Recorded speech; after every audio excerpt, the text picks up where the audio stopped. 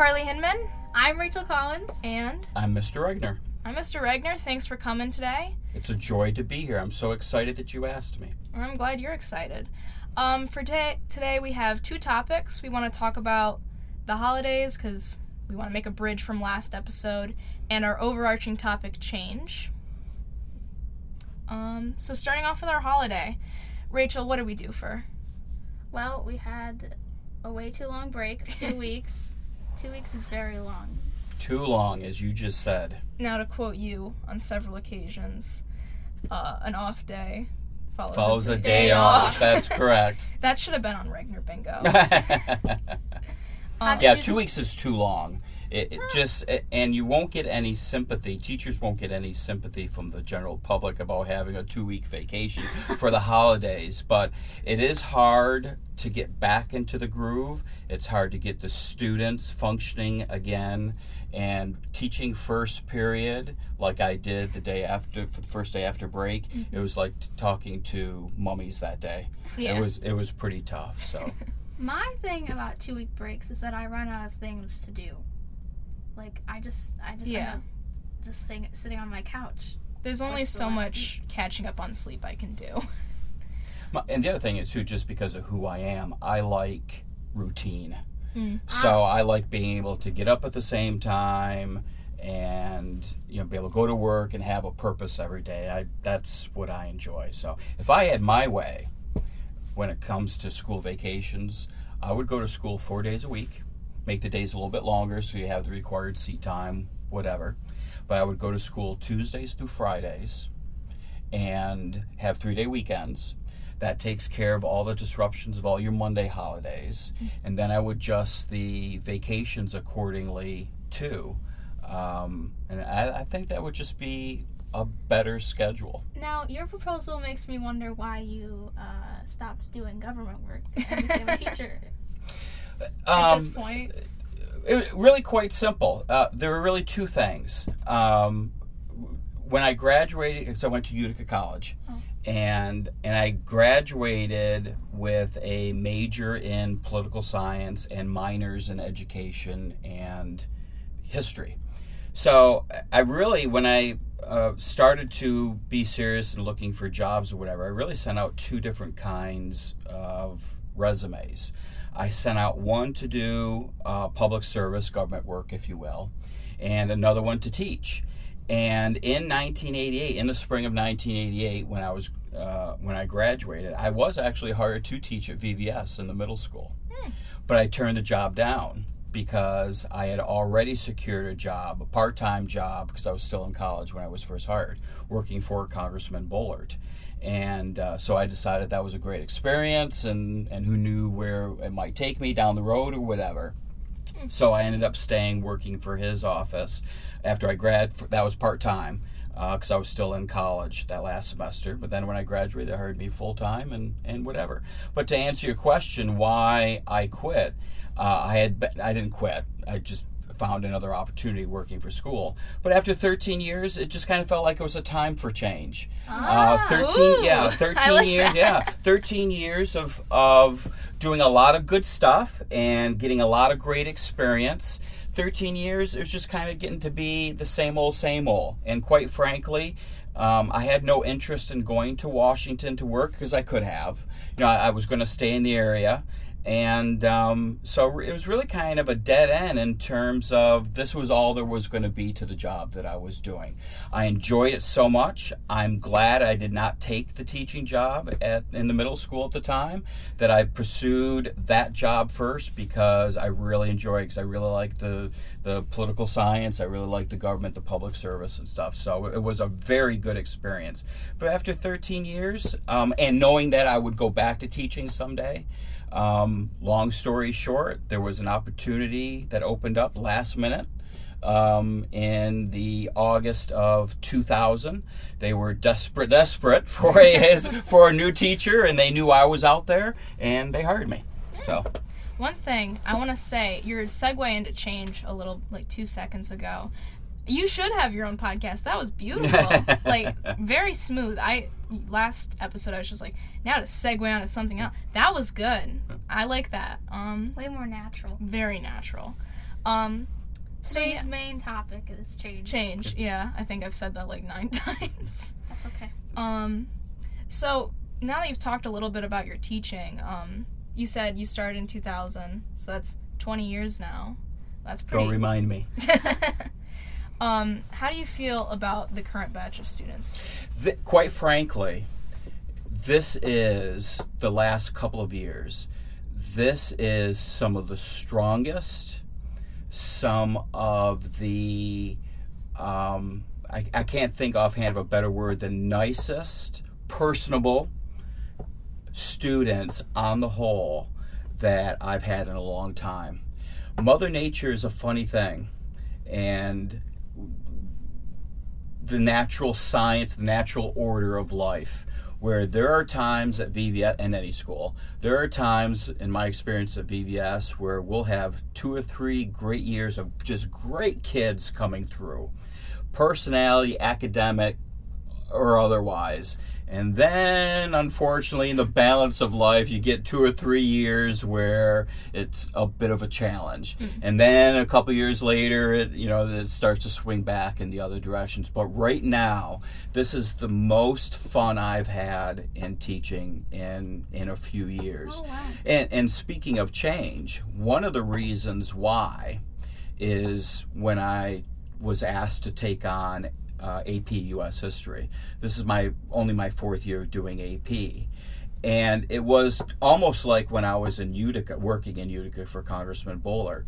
I got to a point a few years ago, it was like, well, this is all there is to my job. What else is there going to be? Do I need to start looking for something else? And Mr. Hopprich was getting ready to retire. If you remember him, that's before you. Okay, so Mr. Hopprich was getting ready to retire, so they knew that the administration knew that we were going to need a new AP teacher. So they approached me about it, and I was hesitant just because it was going to be a significant change, a lot more responsibility, a 4th class to teach. But I'm glad I took it on, and for really one reason only. For the most part, the AP students are there because they want to be there. And they understand the expectations of taking an AP class, whether it's U.S. history or chemistry or anything else. And it's been a joy working with them. It's been a joy having them ask me questions, that they keep me on my feet, because that's what I really enjoy, is when you guys come to me and ask me questions that I don't always know the answer to. And it's made me go back and keep reading about history just so I can stay on top of things and try to come up with new stories and new metaphors and examples and things, and to share with you guys. So that is one of the best changes I've made in my career teaching in the last few years, is going to AP. Yeah, I definitely couldn't imagine any other AP history teacher. I couldn't imagine Mr. Hopprich teaching me anything. I don't know who that is. How unfortunate. I suppose. So could you just try to compare teaching when you first started to teaching now, the student body? I guess a better way to put it would just be generational difference, because it is a different group. You guys by I say you guys, I mean your generation. Yes. No secret to you that your generation has been criticized because you're narcissistic with your cell phones and your selfies, and now selfie sticks, and your texting and whatever else. Every generation is different. Every generation develops its own characteristics because of the experiences, history, how they're raised from the previous generation. So every generation is different and unique in its own characteristics. The only thing about your generation is that it's different in different ways that we've never really experienced before, and it goes back to technology. And if I can just make a reference for the people listening, both of you just heard what I thought was a really good interview that I shared you with in class. Why are we so divided today? Yes. And I thought that Frank Lutz, the pollster, who was being interviewed, asked the question, why are we so divided today, politically and otherwise? I thought he had a great point talking about how this is the first time in the history of man where everyone can have a say, have a voice because of social media and whatever else. Where before you were ignored, your thoughts were ignored. It was hard for you to get your opinion, your thoughts out there. Now everyone can do it. And what's happening? Everyone's talking over each other, and we're not listening like we used to, and we're not listening to learn, as Frank Luntz once pointed out. And it is making what we're going through right now so different than what we've ever experienced in the past in different ways. But your generation is no different in being different than any previous generation. That's a good way to sum it up. So you said stuff about technology and how that's changing us. Like, could you provide an example of, like... There's good and bad in everything, and technology is no exception. And you can help me with this. This is a conversation I've had with your peers in the past, and I've asked my own kids about it.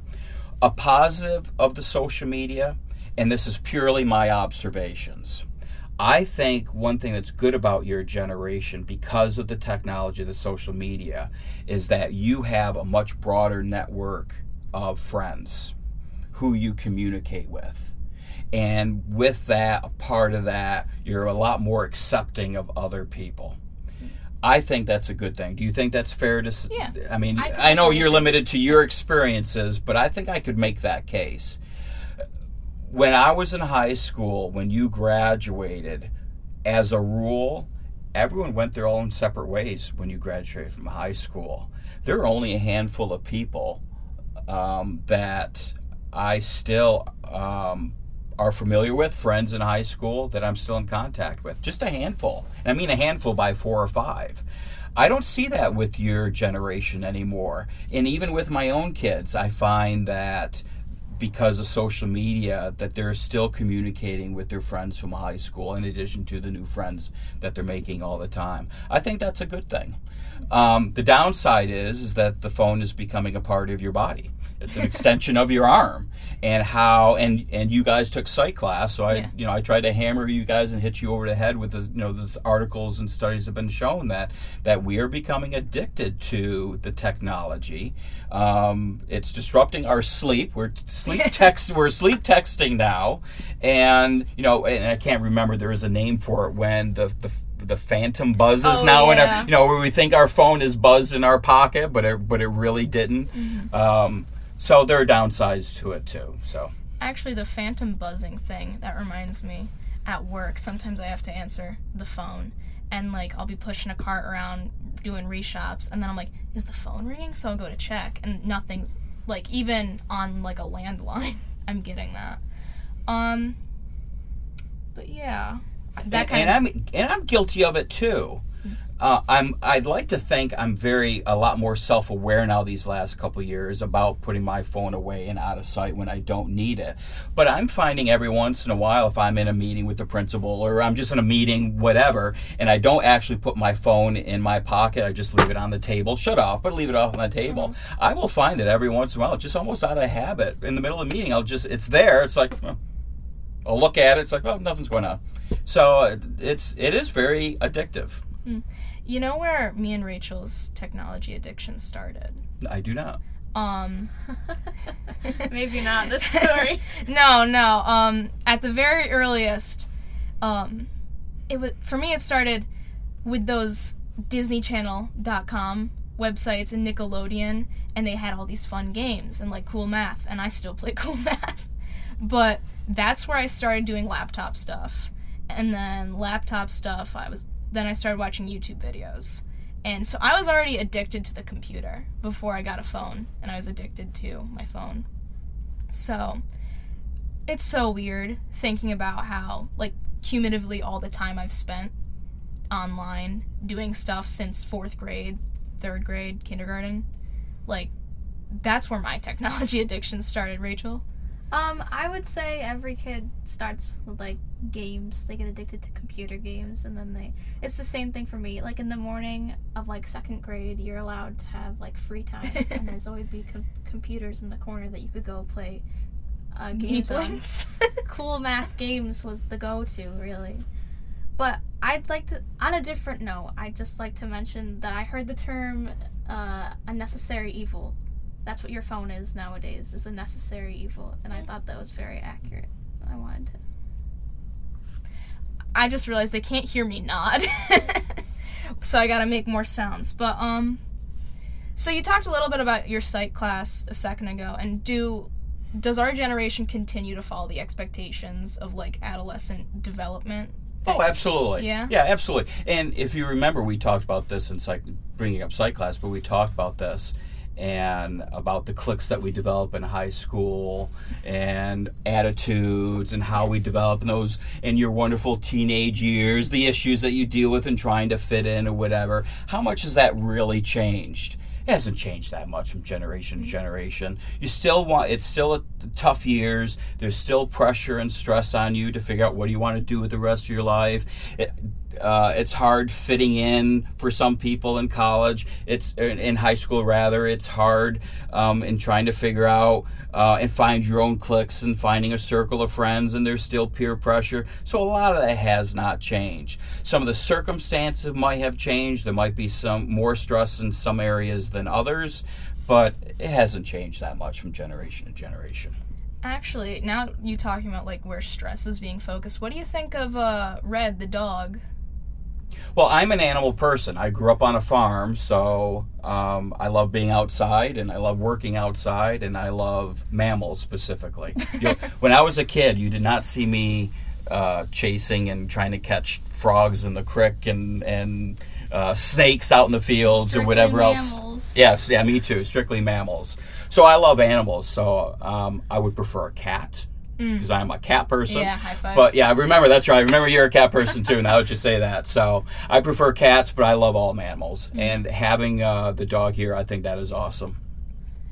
I'm imagining now getting like a service cat. And I feel like that'd be so complicated because cats don't want to do anything and you can't really train them, which I like them for that reason. But I'm imagining like if my cat was brought to school and was like, all right, you want to pet him? And he's just like, no. One of my favorite memes that I see once in a while is it's something like cats have 32 different muscles in their ears, all designed to ignore you. That's funny. Do you have any other memes you want to discuss?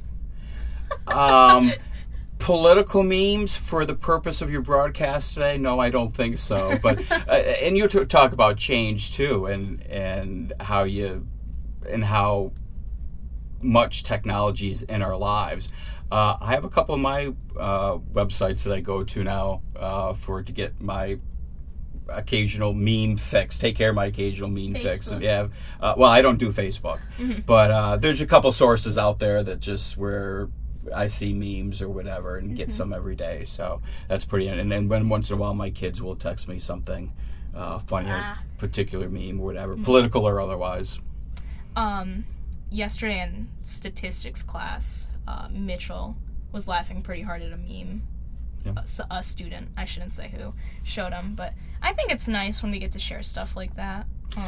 Actually, I just thought of something. Speaking of funny memes and therapy dogs, perhaps you've seen this one, because I've seen different variations, but it's a picture of a dog just sitting, and for whatever reason, it has really big eyes, like it's reacting to something. Yeah, right. So it's like it's reacting, frightened to something, and the caption is always, "I just told my therapy dog all my problems."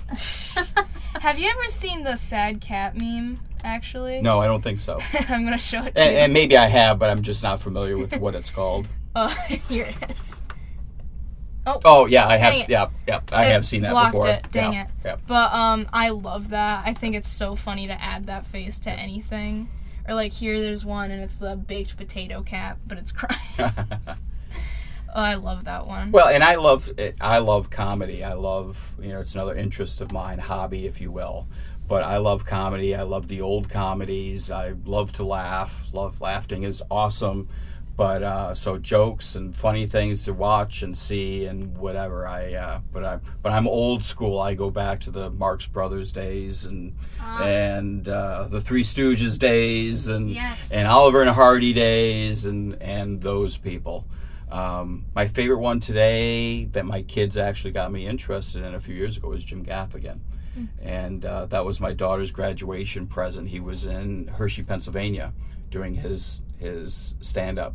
And so I bought her a couple of tickets, and that's what we did for graduation, really? for high school, what we did. So we went down there. And it just so happened that I was able to get third row seats, so he was right in front of us. So that was cool. He's funny. And what I like about him, and here's where I'm going to seem like an old fuddy-duddy, he's clean. Yeah, you can enjoy. And I'm not such a fuddy-duddy that I don't mind some foul language if it fits with the joke, the point the person's trying to make.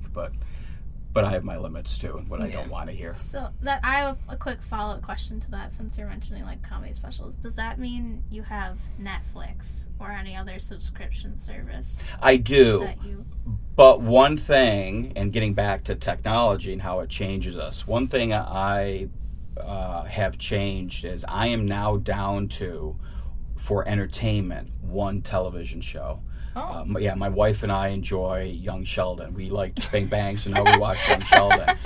But and Modern Family. But this is the last season for Modern Family. So after this, I will be down to one show. So, but I wear as a badge of honor that I have really cut out television for a lot of reasons. One, it takes up too much time. And the second thing is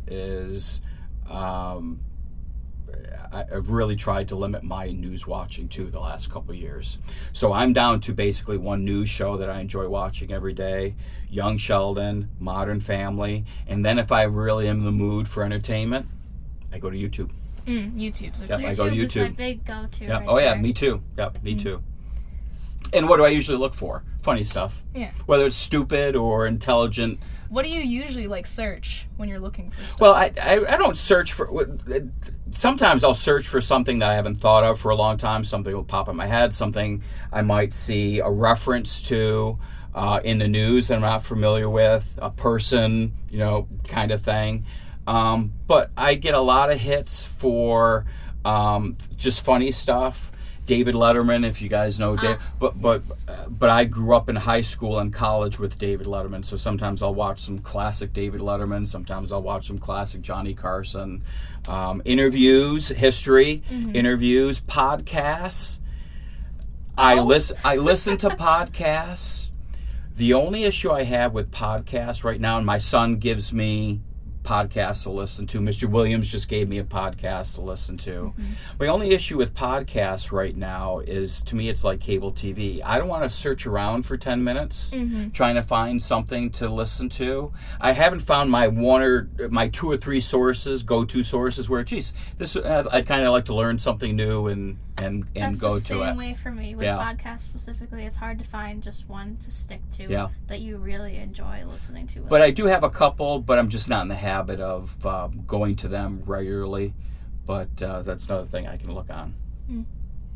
Change. So now me and Rachel just wanted to talk about how we think our generation's changing. And maybe you give your thoughts. Maybe stop us along the way if you want. Yeah, I don't want to info dump, but so just as a summary of my thoughts, I've got a little thing here with everything, which now looks like a big block of text.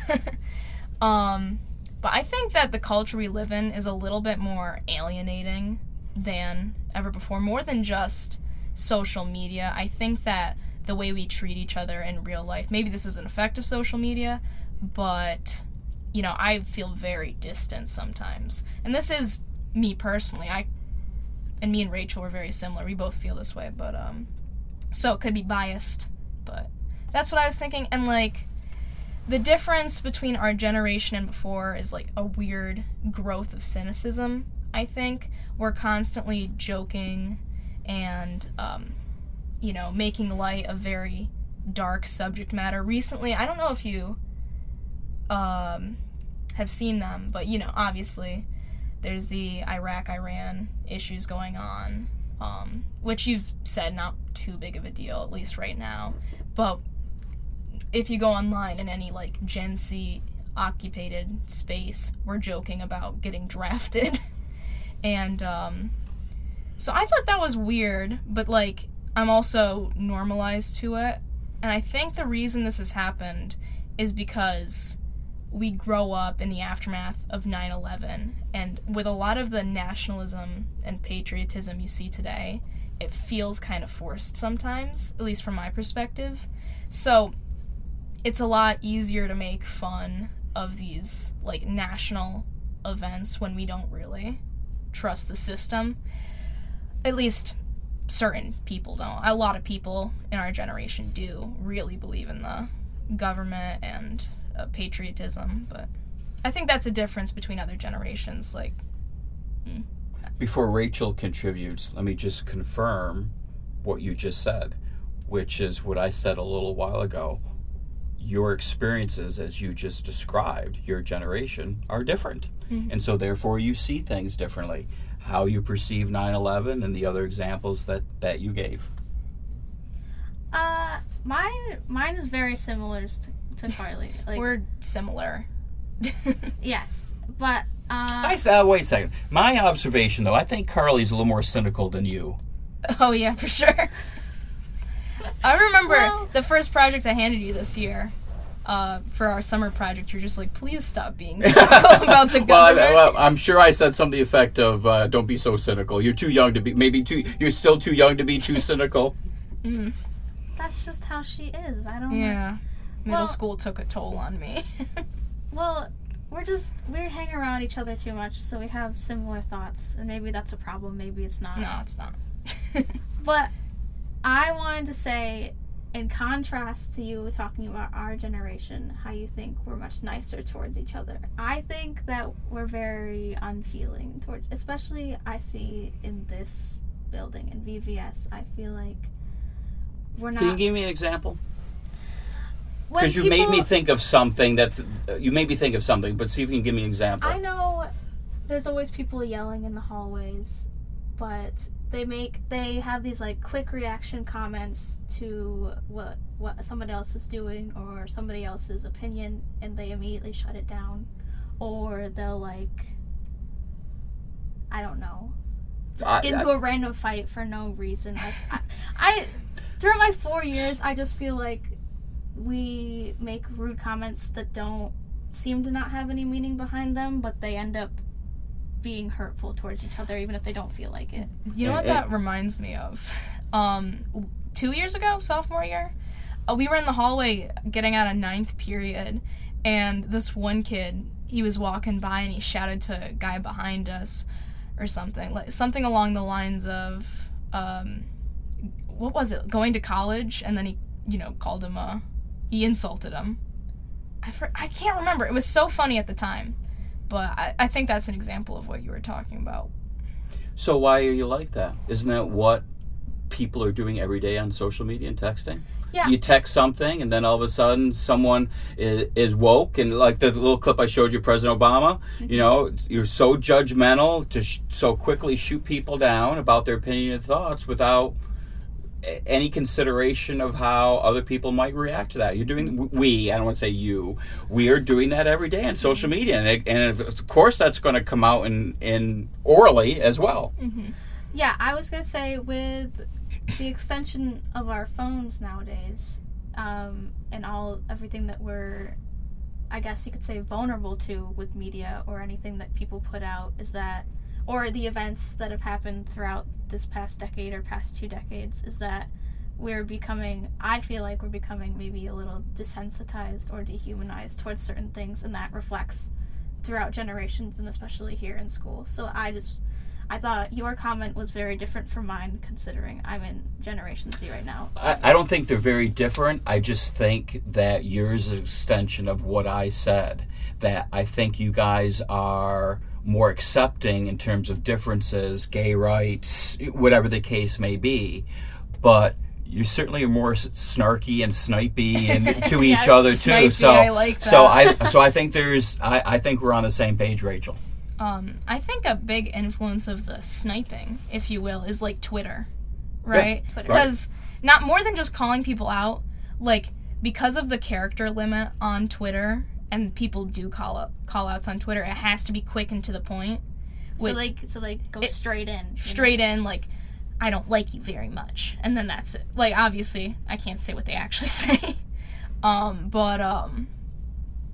like, I think that's definitely what's made us so snipey. Or like the okay boomer thing. I hesitate Can you explain that to me? Sure thing. Again, I'm getting old too, so I try to keep up on all the things you guys say, whatever. So I'm hearing more and more of this. So explain to me what that means. It's kind of a dead meme now, but boomer is just an abbreviation for baby boomer, and basically, it's a response to when Gen Z feel they say something ignorant or, that really, like, lets you know that they're a baby boomer, like a tell sign. Being condescending. Yeah, kind of definitely condescending. Just the generation gap is very evident.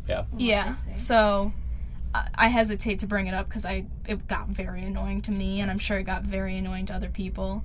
But, like, on Twitter, someone says something, kind of silly or stupid, not very kind, and then you can just say, okay, boomer, and then now you've owned them. Or a few weeks before the boomer stuff was the clown stuff. I don't know if you saw that, but it's just... The clown from the movie? No.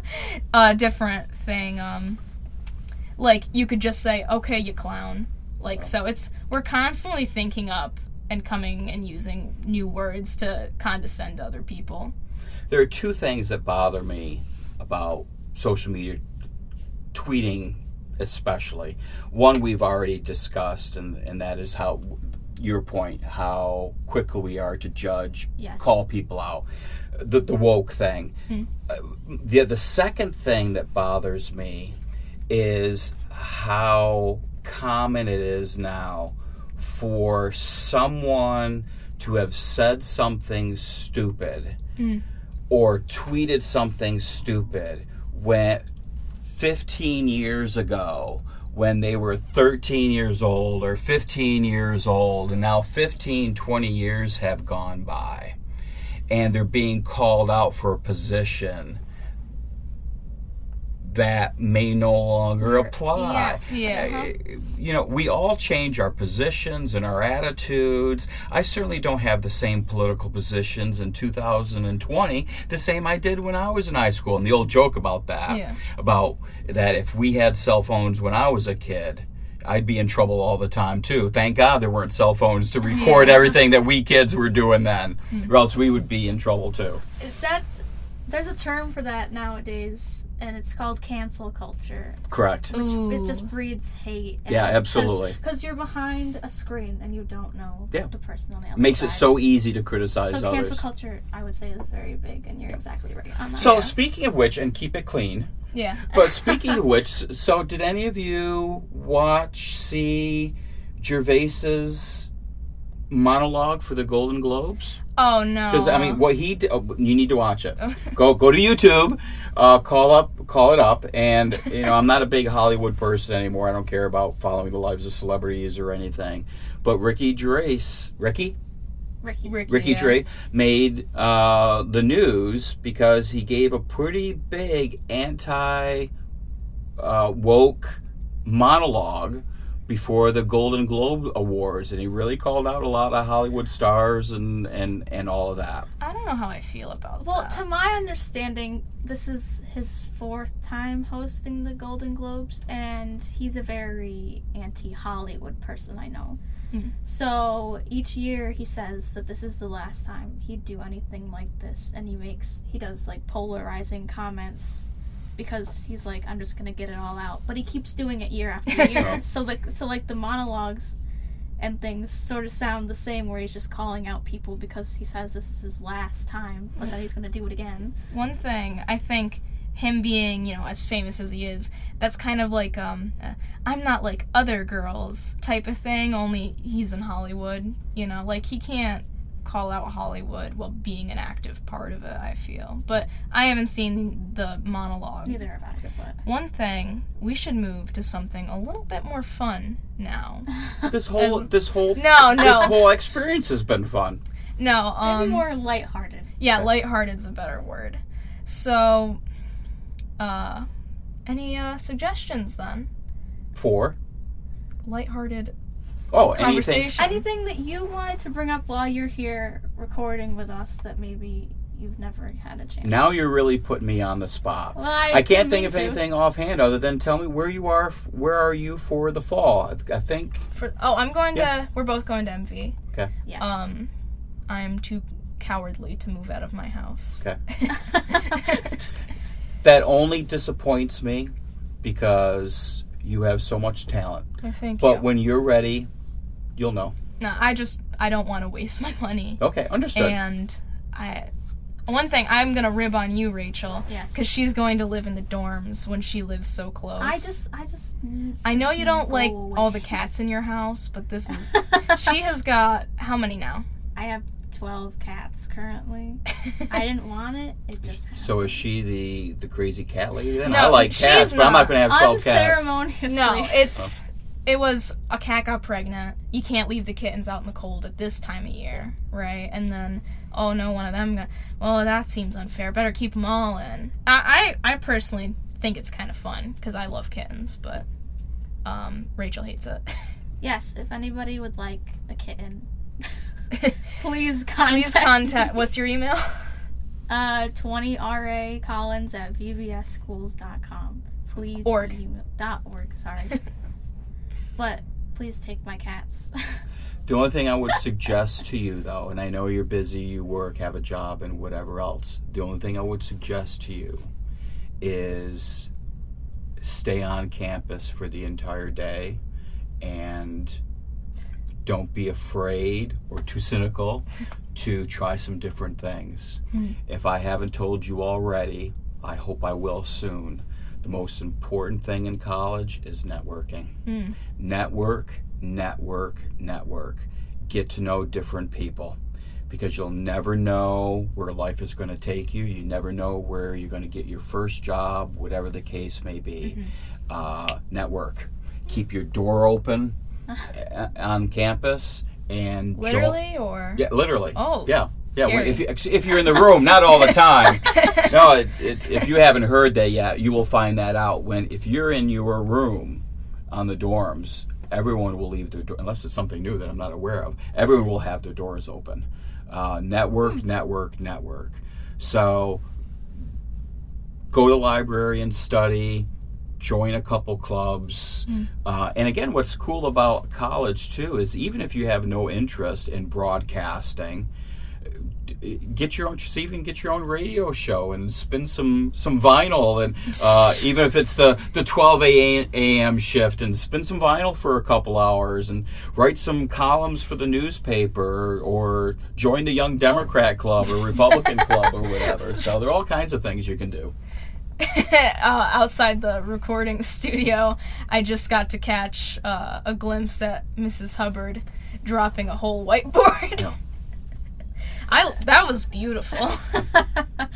But yeah, any advice you want to impart with the listeners of this podcast before we leave? Listeners mainly being students. Yeah. Okay. Students. Number one, what I just said. Network. Even if you're not thinking about college in the near future or the military, whatever the case may be. Network. Get out there, try different things. Don't be afraid to try different things. You never know where life is going to take you. The typical stress of picking colleges or choosing the rest of your life. I always have been telling the students, including my own kids, what I tell you guys are the same things I've told my own kids, is when you're getting to be a junior, senior, and you need to start thinking about the rest of your life, you don't have to have a lifelong plan. You only need to be aware of the things that you like, the things that you don't like. I hate history, I hate politics, but I love math.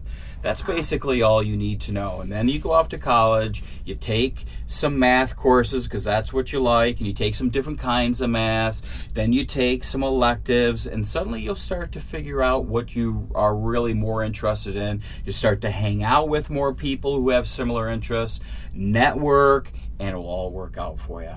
I only want 2 things for you guys. And I've told all the students every year, and I continue to tell my own kids, I only want 2 things for you in life. I want you to be happy, and I want you to be able to afford a roof over your head. And if you can accomplish those 2 things, you're good to go. Did you just say roof? Roof or roof? Roof for me. Hog or hog or hog? Hog. Depends. Are you Fog talking or about the fog? animal? Fog. What do you say, Rachel? Are you talking about the animal hog or like Or like- hogweed out back? Oh, now that's very interesting. I would not say hogweed. I would definitely say hogweed. Hog. But what do I say? Pig. Well, actually, I guess my answer is I say pigs. Things like that, like forest. My grandpa, DeForest, his name's DeForest, but he says forest. Oh, that's and I think interesting. that's weird. Maybe it's to distinguish between his name and the woods. My mother-in-law says Chicago, and I've Really? heard people, different dialect. She's from Jersey, born in Jersey. So Chicago. I think the Eastern Seaboard, Jersey, Philadelphia, that kind of area, I think typical for them to say Chicago instead of Chicago. Hotel This is- Trivago. This is a little bit of culture shock for me right here. I don't like that. How about Verona dialect? What about it? Pumpkins, Oh, my dad's... chimleys, Yeah, and cousins. No, my dad's a A pumpkin guy? yeah, he's So a is my pumpkin dad. My Yeah. dad's 86, though. guy. My dad, I don't even know how old he is. I think he's 59. Kevin's old. I don't know if that's a Verona thing or a Central New York thing, but my dad is not the only person around here who I say at least those 3 words: pumpkins, chimleys, and cousins. I don't With a believe T. chimleys. Chimleys sounds like you're lying. No, believe me. I'll come to my dad's house and ask him what's sticking out of his roof of his house. I like accents. I like doing accents as a joke, but I cannot for the life of me distinguish an accent from like people from Verona. And I know it's because I grew up here, but like people from New York can do a New York accent. You know, you can't really come up with a central New York accent. And I think that's really weird. You'll hear a lot of accents, even if you go to even places like MV. You'll hear Brooklyn and Jersey and whatever. Pretty strong dialects. Do you know anything, Rachel, about like weird things we say around here? Weird things we say around here? Like expressions, words? I don't believe I could think of it off the top of my head, but I definitely could tell you there's things that we say that nobody says anywhere else. Yeah. I What- wish I could remember what it is though. My sister Jen lives down south, and she's a physical therapist, and she's like, for the first 2 months, I didn't know what people meant when they said that smarting hurts. Yeah, stuff like that is kind of weird. Or like, I think actually you talked about it a few years ago, last year. No, it was Mrs. Rouse. She was like, we had a foreign exchange student, and we were saying everything rocked, and she didn't know what we meant, or something like that. I don't know. You're getting back to your generation, and the English language evolves like anything else evolves over time, but your generation does not use old expressions anymore. I mean, you know how often I say them in class, the squeaky wheel gets the grease, or, old expressions like that, and how often I have to stop and explain what they mean. And that's not good or bad. It's just, it is interesting that I find that for whatever reason, those things don't exist anymore, or aren't as used as much as they used to be. They're getting replaced. Do you know what yeet means? No.